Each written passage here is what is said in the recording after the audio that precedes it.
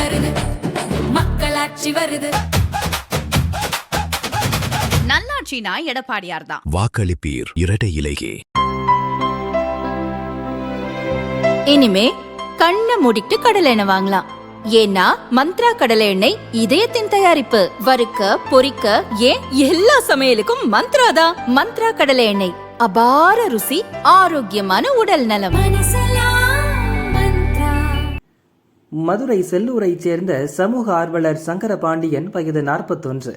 Tail சுட்டும் பணியில் ஈடுபட்டு வரும் இவர் உள்ளூரில் நிலவும் சாலை சேதம், குடிநீர் பிரச்சனை என பல பிரச்சனைகள் குறித்து தொடர்ந்து போராடி வருகிறார்.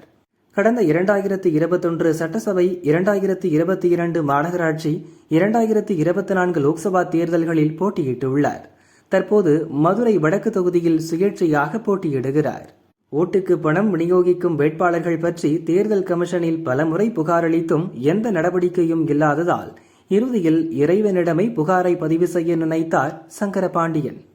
மதுரை தத்தநேரி சுடுகாட்டில் உள்ள மயானகாளி முன்பு ஓட்டுக்கு பணம் கொடுக்கும் அரசியல்வாதிகள் இரத்த வாந்தி எடுக்கவும் தேர்தலில் தோல்வியடையவும் சிறப்பு பூஜை செய்துள்ளார்.